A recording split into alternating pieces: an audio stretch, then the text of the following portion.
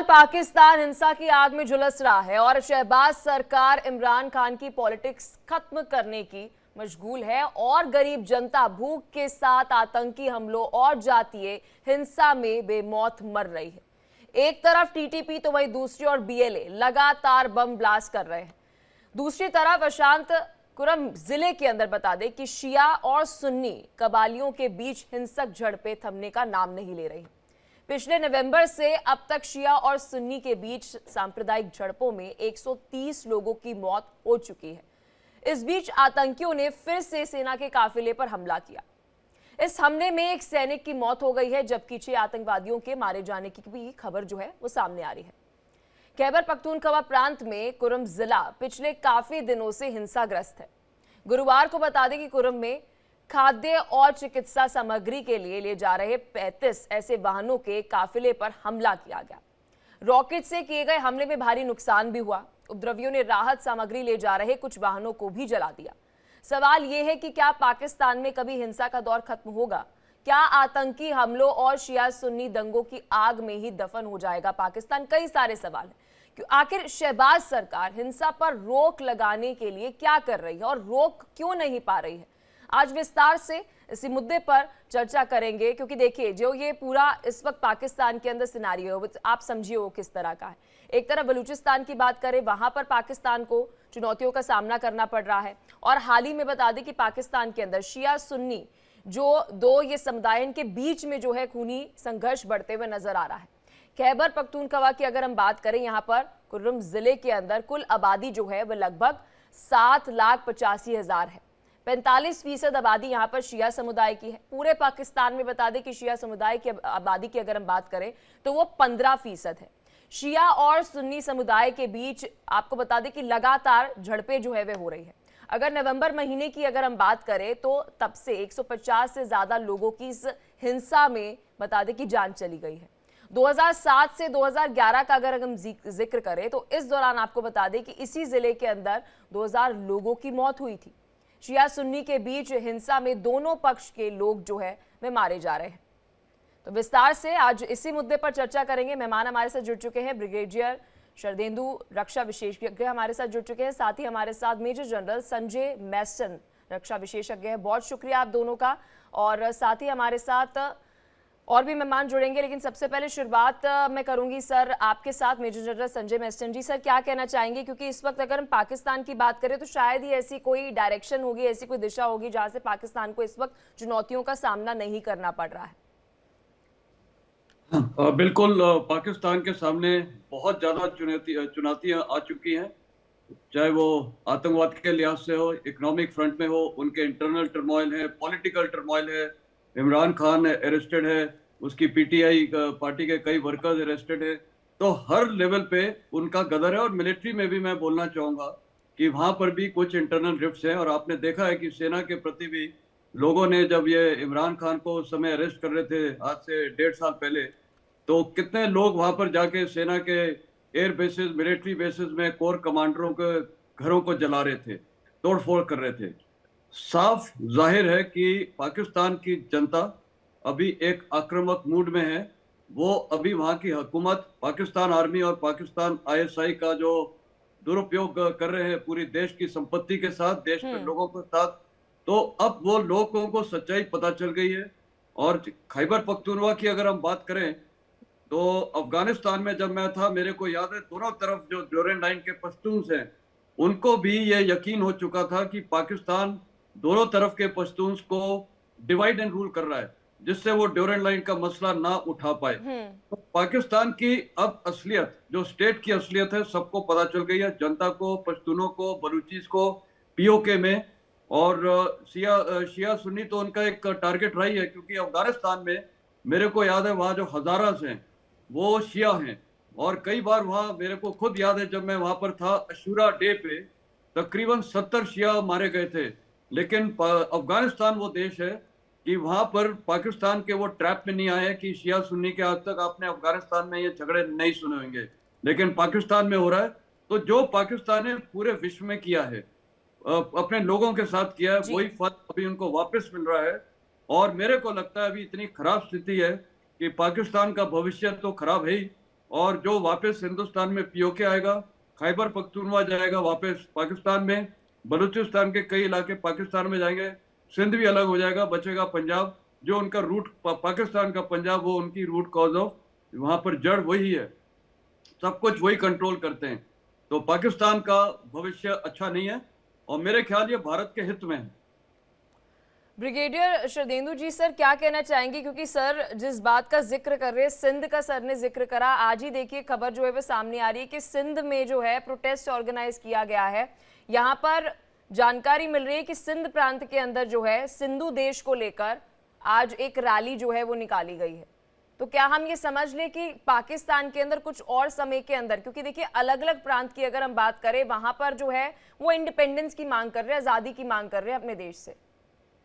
देखिए, पाकिस्तान इस समय बहुत मुश्किल दौर से गुजर रहा है और उसमें एक at the verge of balkanisation है। एक तरफ बीएलए का मूवमेंट है, दूसरी तरफ आपने सिंध का बताया, खैबर पख्तूनख्वा चल रहा है, पीओके में जिस तरीके का रिसेंटमेंट है और पंजाब में जिस तरीके का डेवलपमेंट सिर्फ पंजाब के पंजाबी मुस्लिम के लिए किया गया, तो एक तरीके का उनके यहाँ रीजनल डिफरेंसेस बहुत ज्यादा हैं और उनका जो डेवलपमेंट का जो मॉडल था बड़ा लॉपसाइडेड था, बड़ा स्क्यूड था सिस्टम उनका। उन्होंने पंजाब के मुस्लिम जो वहां पे डोमिनेट थे उनकी तरक्की, उनकी सुविधाओं का ख्याल रखा और बाकी स्टेट्स को उन्होंने निगलेक्ट किया।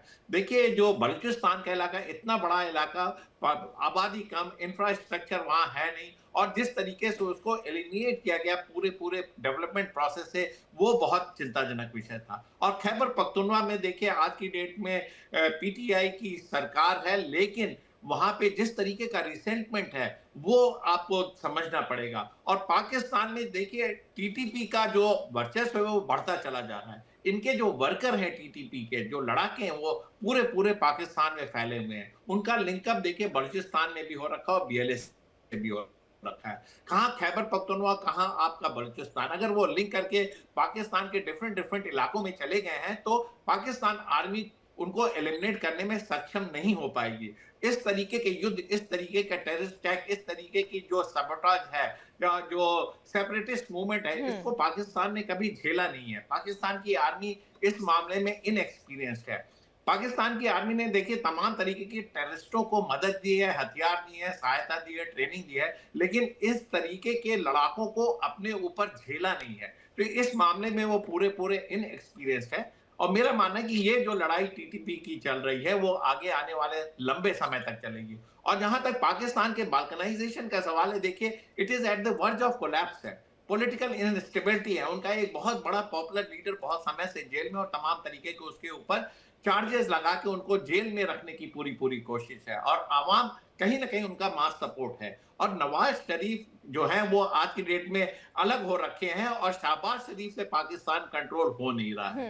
तो कहने का मतलब यह है कि एक तरफ सिंध में प्रोटेस्ट, एक तरफ खैबर पख्तूनख्वा में टीटीपी का पूरा पूरा वर्चस्व और पीओके हिंदुस्तान में मिलना चाह रहा है और बलूचिस्तान पाकिस्तान से अलग होने जा रहा है। तो पाकिस्तान की स्थिति देखिए बहुत खराब है। आर्थिक स्थिति उनकी पहले से ही बड़ी नाजुक थी, इन्फ्लेशन, स्क्वायर रैकेटिंग है, लेकिन जो आज की डेट में रिसेंटमेंट चल रहा है, जिस तरीके की झड़पें चल रही, जिस तरीके का वहां पे सबोटाज और तमाम तरीके के एक्शन चल रहे हैं, इससे पाकिस्तान आर्मी आगे आने वाले समय में बहुत त्रस्त रहने वाली है। और ये देखिए एक दिन का मसला है। किसी भी देश में अगर आप आर्थिक रूप से मजबूत नहीं है तो आप कोई जंग जो है वह नहीं लड़ सकते हैं। पाकिस्तान के लिए हम हर दिन देखते हैं कि खबर जो है उनकी जो इकोनॉमिक कंडीशन हो रखी है उस पर आती है। पॉवर्टी हम देख रहे हैं कि 7% वहां पर जो है वे बढ़ चुकी है। 2024 की जो रिपोर्ट वर्ल्ड बैंक ने बताई है, आईएमएफ बता रहा है कि जीडीपी जो हमने एस्टिमेट की थी उससे भी कम जो है ग्रोथ उनकी होते हुए नजर आएगी। तो ये लड़ाई कैसे लड़ी जाएगी जब आर्थिक रूप से ही आप मजबूत नहीं हो, आपका डिफेंस सिस्टम ही मजबूत नहीं है? तो ये तो जंग ऐसे लग रहा है कि हो ही नहीं पाएगी अगर आने वाले समय में ये challenges security point of view से पाकिस्तान को सामना करना पड़ता है आर्मी को, तो आपके पास जंग तक लड़ने के लिए पैसे तक नहीं है। सवाल ये उठता है कि इनकी आर्थिक स्थिति खराब क्यों है और ये आर्थिक स्थिति इसलिए खराब है, इसमें सबसे बड़ा रोल तो पाकिस्तान आर्मी का है, क्योंकि वहां पर जो सेना के पास इतने पावर्स हैं, इतना वो सेल्फ कंट्रोल बिजनेस चलाते हैं, इतनी इकोनॉमी पे उनका कंट्रोल है, जाहिर है कि सबसे ज्यादा बेनिफिट वहां पाकिस्तान ऑफिसर्स को जा रहा है, उसमें कोई डाउट नहीं है। इनको लैंड मिलता है, क्या क्या मिलता है, और क्योंकि ये अपने जनता को फेस नहीं कर सकते हैं तो बाद में इनके जितने रिटायर्ड चीफ हैं सब बाहर देश में चले जाते हैं। तो पाकिस्तान सेना का इसमें बहुत बड़ा रूप है। दूसरा, ये जो पैसा है जो लोगों के भलाई के लिए लगाना चाहिए था, उन्होंने सिर्फ आतंकवाद को बढ़ावे के लिए ये पैसा लगा है। और वो उनका एक प्राइमरी मुद्दा ऑब्जेक्टिव था, जो पाकिस्तान की एक स्टेट पॉलिसी है कि टेररिज्म को एक स्टेट पॉलिसी के तौर पे यूज करो। तो उन्होंने लोगों को ये कश्मीर का मसला एक डाइवर्जनरी टैक्टिक्स करके लोगों को बहला फुसला के, और दूसरा मजहब की लड़ाई करके वो दिखा के कि ये चैंपियंस है पूरे वर्ल्ड में इस्लाम धर्म के। जबकि सबसे मैं बोलूंगा, ये अभी इस्लाम धर्म की तो इन्होंने नाक इन्होंने ही कटा के रखी हुई है, क्योंकि लोगों को बस एक मजहबी के नाम पे इन्होंने गुमराह कर दिया। बेसिकली वो था कि हम कुरान के लिए लड़ते हैं, हम अल्लाह के लिए लड़ते हैं। लोगों को उन्होंने गुमराह किया। सवाल उठता है, अफगानिस्तान के भी मुसलमान हैं, वो इनसे नफरत क्यों करते हैं, भारत से क्यों प्यार करते हैं सबसे ज्यादा? तो ये मजहब की लड़ाई भी उनकी फेल हो गई है। और अब लोगों को, मेरे को याद है जब मैं अफगानिस्तान में था, मेरे को कई पाकिस्तानी मिलते थे, उनके बच्चे मतलब जो यूथ थे, वो बोलते थे, जनरल साहब हम रिग्रेट करते हैं पार्टीशन, क्यों ये हिंदुस्तान का बंटवारा हुआ, आज आप कहाँ पहुंच गए आपका देश, और हम कहाँ से कहाँ पहुंचते जा रहे हैं। हमें ना बिजली मिलती है, ना खाना मिलता है, ना पानी मिलता है। आपने विजुअल्स देखे थे कि लोग वहां पर राइस के लिए लड़े हैं, दाल के लिए लड़े हैं, पानी के लिए मोहताज हो रहे हैं। तो कहने का मतलब है नहीं, वहां लेकिन पर देखिए मेजर जनरल संजय मेस्टन जी, ये तो होएगा ही ना, क्योंकि अगर किसी और देश में हम देखते हैं, भारत की बात करूं या किसी भी देश की मैं बात करूं, अगर आपको देश की सेवा करनी है तो आप आर्मी में जाते हैं कि मुझे अपने देश को सुरक्षित रखना है, देश की सेवा भाव से आप आर्मी में जाते हैं। लेकिन पाकिस्तान में मेंटालिटी, ये स्टार्टअप क्या खोलना है, आप आर्मी में चले जाइए, ये कहना गलत नहीं होगा? नहीं, देखिए पाकिस्तान के जो जवान हैं उनको ये इतनी पॉलिटिक्स समझ में नहीं आती। वो तो जाते हैं एक जज्बे के तौर पे ऑफिसर, वो क्या नाम है, जवान बनने, क्योंकि एक अच्छा पेशा माना जाता है किसी भी देश में सेना में नौकरी करना। लेकिन जो उनके ऑफिसर्स हैं वो उन्होंने सारा डैमेज किया है। वो तो जैसे भारतीय सेना में हमारा सबसे बड़ी चीज है, खूबी है, हमारे जवानों के बीच ऑफिसर्स का बहुत भाईचारा होता है। हम लोग सब काम करते हैं। पाकिस्तान सेना में वो जवानों को एक्सप्लॉइट करते हैं, उनको कारगिल का आप युद्ध देख लिए, सबसे बड़ी तो वो चीज है। उनके सारे ये एनएलआई के जवान और सबको भेज रखा था, कितने ऑफिसर वहां पर कोई शहीद हुआ है। तो ये सारी हरकतें इनकी, और यंग ऑफिसर्स होते हैं जो उनको पता नहीं होता है, वो उनको मोटिवेट करके भेज देते हैं। लेकिन जो इनके सीनियर ऑफिसर्स हैं, कर्नल लेवल, मेजर लेवल ऊपर, मेरे को याद है आईएसआई में इनके मेजर्स भरे हुए हैं, 62 इयर्स के मेजर हैं, रिटायर्ड भी हो गए। उसके बाद भी इनको पैसे की इतनी लत लग गई है कि ये गलत काम कराते हैं। तो बेसिकली इनको पैसे की लत लग गई है, लोगों को ये मरा रहे हैं। इनको कोई, देखिए जो देश का एक आधार ही नहीं था खड़े होने पे, जो भारत का अटूट अंग था, जब उसका कोई हिस्ट्री नहीं है, एक एक्सीडेंटल हिस्ट्री है, जो वो एक देश खड़ा हुआ है, तो उसको क्या फक्र होगा हमारे अपने देश के ऊपर? वो तो सिर्फ अभी अपनी सर्वाइवल कर रहा है। और शुरू से उसने डे वन से कश्मीर का मसला लेके पाकिस्तान के लोगों को गुमराह किया। अब उनको पता है ये सब फर्जी इश्यूज हैं, और वो डाइवर्सिटी थी, तो लोगों को गुमराह करके उन्होंने बेवकूफ बनाया। और आज लोग वहां जागरण हो गए। पहली बार इस पूरे सब कॉन्टिनेंट में आपने देखा है कि सेना के कोर कमांडरों के घर में, मिलिट्री एयर बेसिस में जाके लोगों ने टारगेट किया है। किसने किया है? उनकी जनता ने। कारण साफ है, वो आक्रोश है उनकी, जो फौज के खिलाफ, आईएसआई के खिलाफ, हुकूमत के खिलाफ। अब जनता पाकिस्तान की जाग गई है। ब्रिगेडियर शरदेंदु जी, क्या कहना चाहेंगे? वो दिन अभी दूर नहीं है, मुझे लगता है कि आप दोनों ही मेरे गेस्ट होंगे और यहाँ पर बैठकर हम डिबेट कर रहे होंगे कि पाकिस्तान के 4 टुकड़े जो है वो हो गए, क्योंकि टीटीपी की तरफ से चुनौती, फिर साथ ही बीएलए की तरफ से चुनौती, सिंध के अंदर आज प्रोटेस्ट हो रहा है कि जी हमें भी आज़ादी चाहिए। तो पाकिस्तान में बचा क्या? अकेली पंजाब प्रांत? देखिए, पाकिस्तान में की जो सिचुएशन है वो दिन बहुत ही जल्दी आने वाला है, और इसकी शुरुआत पीओके से होगी और खैबर पख्तूनख्वा से होगी। और जो जहां तक पाकिस्तान आर्मी का सवाल है, वो पूरी तरीके से रेजिस्ट करेगी इस तरीके के बाल्कनाइजेशन को रोकने के लिए। लेकिन क्या वो सक्षम है, ये देखना पड़ेगा। देखिए, आज की डेट में पाकिस्तान जो सर्वाइव कर रहा है वो बाहरी मदद से कर रहा है। मिडिल ईस्ट के कुछ कंट्री जो लगातार उनकी आर्थिक मदद करते हैं, जिससे उनके जो भी क्राइसिस सिचुएशन है आर्थिक रूप से वो उससे निकल के आते हैं। और पाकिस्तान इसलिए भाग्यशाली है कि उसको हिंदुस्तान जैसा नेबर मिला। अगर ये कोई, हम पाकिस्तान के अगर इंटरनल मैटर में इंटरफेयर करते तो इसका बाल्कनाइजेशन कब का हो गया होता। जो बलूचिस्तान का इलाका अलग हो सकता है, खैबर पख्तूनख्वा अलग हो सकता है, लेकिन हिंदुस्तान इस इरादे से पाकिस्तान में इंटरफेयर करता नहीं, उनके इंटरनल मैटर में बोलता नहीं है, लेकिन पाकिस्तान को इसमें सबक सीखना पड़ेगा। देखिए, आप पूरे रिसोर्सेज को सिर्फ एक ऑर्गेनाइजेशन के पीछे नहीं लगा सकते। जितने भी आपकी आर्थिक मदद बाहर से आती है, आप पूरा पूरा आईएसआई और पाकिस्तान की सेना में उसका एक्सपेंडिचर करते हैं और आम नागरिकों को देखते नहीं, इसलिए वहां रिसेंटमेंट है। पॉलिटिकल इंस्टेबिलिटी इसलिए कि आपने सबसे बड़े नेता को जेल में डाल रखा और तहरीक इंसाफ पार्टी जो एक बड़े सर, आप पॉपुलर अभी जो स्थिति पाकिस्तान में देख रहे हैं और हम देख रहे हैं पिछले 4 साल से जो स्थिति है वो और ज्यादा खराब जो पाकिस्तान की हुई है, सर आपसे ही मेरा सवाल है कि क्या यहाँ पर आइडियोलॉजिकली आपको लग रहा है कि Pakistan all over the place है, या फिर यहाँ पर लोग फ्रस्ट्रेटेड है कि देश में हो क्या रहा है, खाने के लिए जो बेसिक आपकी नेसेसिटी है आटा दाल रोटी वो इतनी महंगी है कि लोग फ्रस्ट्रेटेड है अब?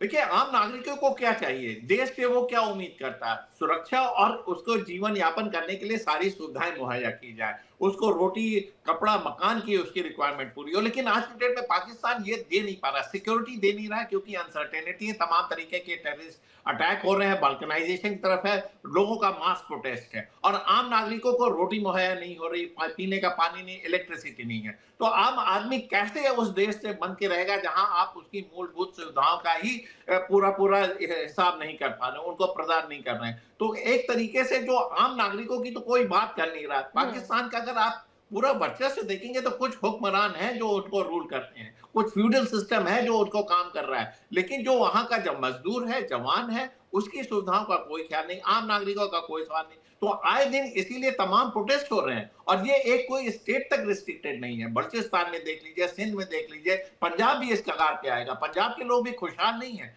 पंजाब की कुछ फैमिलीज हैं जो पाकिस्तान को रूल कर रही है, लेकिन ज्यादातर लोग उसी महंगाई का दौर झेल रहे हैं, उसी तरीके से उनको जो बेसिक चीजें वो मुहैया नहीं हो रही हैं। तो नागरिकों की तो कोई बात वहां करता नहीं है। और जहां तक डेमोक्रेटिक वैल्यूज का सवाल है, डेमोक्रेसी है ही नहीं वहां पे। इलेक्शन देखिए, एक तरीके से पार्टीजन इलेक्शन हुआ, जिस तरीके से आपने तहरीक इंसाफ पार्टी को बैन किया, उनका सिंबल ले लिया, उनके नेताओं को जेल में डाला, तो ये इलेक्शन का रिजल्ट जनमानस का वर्डिक्ट नहीं है। और वहां के कहीं ना कहीं जितने पिलर्स ऑफ डेमोक्रेसी है कोई एग्जिस्ट नहीं कर रहा है। टू सम एक्सटेंट जुडिशरी आज की डेट में इंटैक्ट है, लेकिन वो टाइम टू टाइम वो भी इन्फ्लुएंस होती हुई नजर आ रही है। पाकिस्तान की आर्मी पूरी तरीके से कॉमर्शियल एक्टिविटीज में है और एडमिनिस्ट्रेटिव रोल में है। प्रोफेशनलिज्म आपका कहां जाता है? जब आपको टीटीपी से लड़ने के लिए कहा जाता है तो आप तमाम तरीके की आपकी सफरिंग होती है। आप खैबर पख्तूनख्वा को अपने साथ नहीं मिला पा रहे हैं, आपने तालिबान के साथ रिश्ते खत्म कर लिए, तो आपके सारे जो पिलर्स ऑफ डेमोक्रेसी वो ध्वस्त हो रखे हैं। इंडिपेंडेंस है नहीं, आपका गवर्नमेंट का इंटरफेरेंस सारे इंस्टीट्यूशन मेजर में है। जनरल और आपका जो एक संजय मैस्टिन जी, जिस तरह से सर बता रहे हैं, मुझे तो लग रहा है कि अभी पाकिस्तान एक क्लासिक एग्जाम्पल है, परफेक्ट एग्जाम्पल है कि अगर आप अपने देश को विदेशी ताकतों के अनुसार चलाते हैं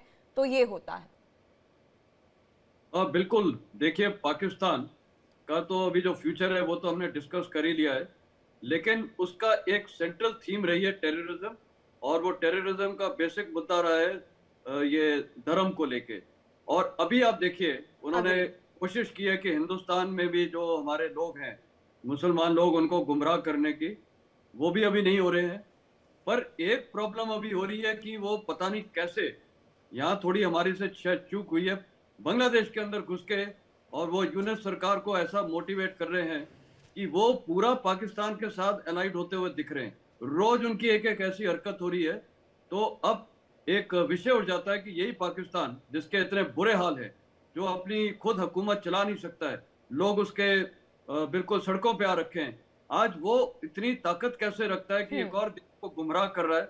और अनफॉर्चुनेटली वहां पर जो मोहम्मद यूनिस है और उसके साथ जो जमायत इस्लामी के एलिमेंट्स है, जो यूथ है कई रेडिकलाइज्ड, वो एक गलत रास्ते की तरफ आ रहे हैं। और वो यही हाल अभी बांग्लादेश में होने वाला है। बांग्लादेश पिछले 20 साल में इतनी प्रॉस्परस कंट्री थी कि वहाँ इतने विदेशी मतलब गारमेंट फैक्ट्रीज और क्या क्या लग रहा था, वहाँ के जो वर्कर्स हैं उनको जॉब मिल रही थी। वहाँ के भी अब ये लोग, ये जो मोहम्मद यूनुस है, ये तो मेरे ख्याल पूरा वर्स्ट इनके लिए एक लीडर आया है, और वो तो एक इंटरम गवर्नमेंट के तौर पे है, उसके पास तो ये लेकिन सर, अगर ये दोनों देशों का जो आप जिक्र कर रहे हैं, दोनों की स्थिति ऐसी है कि आपका खुद का देश तो संभल नहीं पा रहा आपसे, क्या आपकी स्थिति है? सिक्योरिटी आपकी बेकार, इकोनॉमिक स्टेबिलिटी आप में नहीं, और आप कर क्या रहे हैं? मतलब क्या फोकस क्या है यहाँ पर? आइडियोलॉजिकली आप वीकेंड नजर आ रहे हैं, कुछ समझ नहीं आ रहा है कि पाकिस्तान की इन्वॉल्वमेंट बांग्लादेश के साथ, पाकिस्तान की क्या हालत देख रहे हैं हम, बांग्लादेश की क्या हालत देख रहे हैं, दोनों मिलके कर क्या रहे हैं? देखिए, इनकी आइडियोलॉजी बहुत साफ है। आइडियोलॉजी एक ही है, हिंदुस्तान को टारगेट करना जैसे तैसे। और वो कैसे? मजहब की लड़ाई करके, लोगों को, वहां के लोगों को भड़का के कि एक, देखिए जो हमारा आधार हुआ था 1947 में, ये अंग्रेजों ने एक कॉम्युनल डिसहार्मनी करके ये हिंदू और मुस्लिम का ये जो एक नारा तब से लगा दिया था, और वो कई हिंदुस्तान के मुसलमान, उस जमाने में हिंदुस्तान के मुसलमान को गुमराह किया। वही अभी तक एक बुनियाद हो रखी है पाकिस्तान में, और वही अभी बांग्लादेश में वापस सीट फैला रहे हैं कि बेसिकली ये धर्म के ऊपर लड़ाई करके हिंदुस्तान को बर्बाद करने के लिए। लेकिन उनको नहीं पता है कि भारतीय सेना और हमारा जो एक डेमोक्रेटिक सिस्टम है, इसमें हर धर्म के लोग हैं, हर कास्ट के, हर जात के। आज पूरे भारत के हर छोटे छोटे गांव से जवान आते हैं, चाहे वो कोई भी धर्म, कास्ट के किसी भी जात के हों। तो ये है हिंदुस्तान की खूबी। भारतीय सेना एक लास्ट रिजॉर्ट है, हमारी डेमोक्रेसी अच्छी है, हमारे सिस्टम्स अच्छे हैं, तो इसीलिए हमें कोई तोड़ेगा नहीं। हाँ, डेफिनेटली, और हमने सब कुछ बैलेंस रखा हुआ